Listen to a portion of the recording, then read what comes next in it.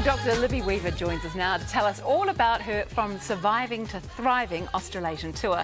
Now, this promises to share insights from her new book, Women's Wellness Wisdom. Thank you for being here, Dr. Libby. Thank you for having me, guys. It's just a pleasure to have you in the studio. Now, this is your 9th book. It is. Quite different to your last one, though, isn't it? Yes, it is, because I was so aware that at the end of the day, there are so many women who are so tired and they can really only devour small pieces of information. So I felt that if you got something meaningful at the end of the day that gave you a new idea about how to take even better care of yourself, it would be a lovely feeling to go to sleep So you made a book with more pictures in it, which is instantly wonderful to flick through and have a look and stop on a page and go, oh, that's me. I'm reading all about me. And there's worksheets, there's specific step-by-step guides, there's real-life examples in there, so you can work as you go through and develop a plan of action that suits you. OK, Dr. Libby, who's going to pick up this book and get information out of it that they can use? I feel like it truly is what every woman needs to know. So I've worked with people now almost for 20 years one-on-one, and when women walk through the door of my clinic or come to my weekends,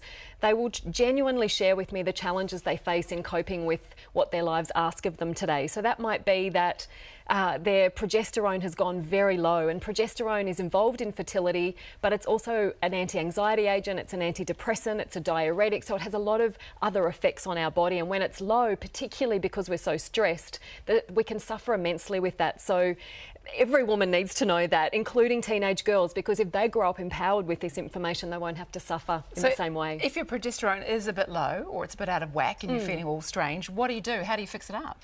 So progesterone will typically go low because we're churning out stress hormones. Humans have been on the planet for about 150,000 years, which is such an enormous amount of time.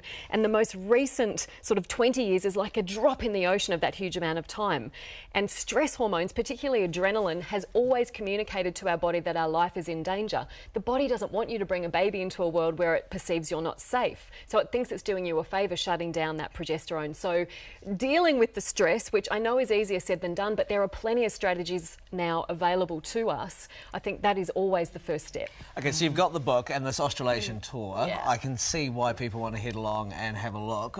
What happens on the tour? What do you do? So it's a joy to actually get on tour. The planning and the research that I've done to bring it to life has been pretty huge this year. So there's 30 towns and cities across New Zealand and Australia, and when I get there, one of my favourite things is to actually hear what people are experiencing and have them share their stories with me. It's a joy to get out there and for people to say to me, I started cooking from your cookbooks and 20 kilos fell off me.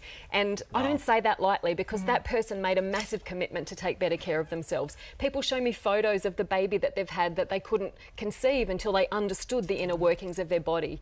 I walk out of those places sometimes so touched and so moved, because these beautiful, precious people now have even more skills to take better care of themselves. So that's the joy. I want to just get back to stress for a moment, because I think this is something very interesting to a lot of people. What do you do to manage stress? Because even though you're Dr. Libby, I'm sure you're under immense stress at times, churning out books and the likes.